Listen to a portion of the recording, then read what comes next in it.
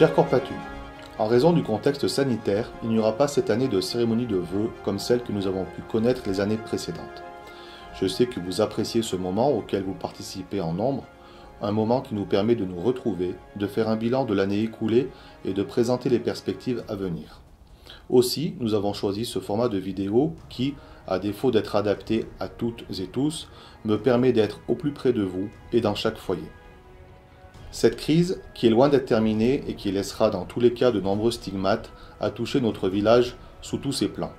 Sur le plan de la santé tout d'abord, et j'ai une pensée particulière pour ceux qui ont été atteints par la maladie ou simplement isolés par celle-ci. Je tiens sincèrement à saluer nos professionnels de santé, ceux de la maison de santé communale, mais aussi le personnel de l'EHPAD et de l'ADMR. En première ligne, ceux-ci n'ont pas ménagé leurs efforts pour répondre à toutes les sollicitations.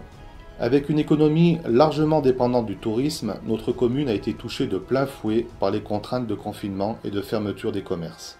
J'espère de tout cœur que nos hébergeurs et nos restaurateurs pourront rapidement reprendre une activité normale. Pour autant, ces conditions difficiles m'ont aussi redonné confiance en l'avenir. Nous avons vu surgir des initiatives les unes après les autres, des bénévoles se manifester en nombre et la solidarité plus présente que jamais. De même, les services publics ont été maintenus.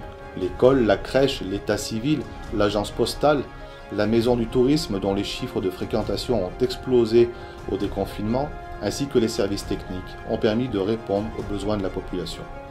Je souhaite aussi saluer l'engagement des associations qui, malgré le contexte, ont mené à bien leurs événements.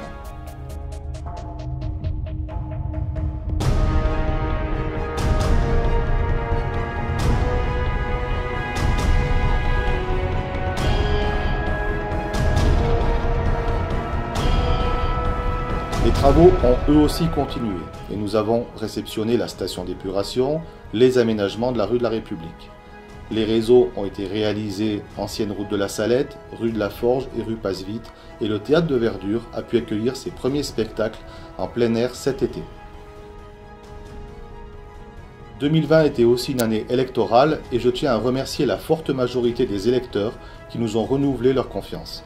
Vos élus sont plus que jamais engagés pour améliorer notre cadre de vie et répondre à vos besoins. Malgré un démarrage difficile en raison de la crise sanitaire, 2021 ne sera pas pour autant une année blanche. Les premiers mois seront consacrés à la création d'une plateforme multimodale sur la zone artisanale afin d'accompagner le développement de l'entreprise OSE. Les travaux de réseau reprendront rue de la Côte. Le premier coup de pioche va être donné pour la rénovation de l'école et des travaux d'isolation acoustique et thermique vont être réalisés à la salle des fêtes. Ensemble, nous saurons faire face à ces nouveaux défis dans un contexte définitivement différent et c'est à vous tous que je souhaite présenter mes meilleurs vœux pour 2021, des vœux de joie et de bonheur, de retrouvailles entre amis et en famille, des vœux de réussite et de prospérité pour toutes nos entreprises et nos commerces. Belle et heureuse année à tous.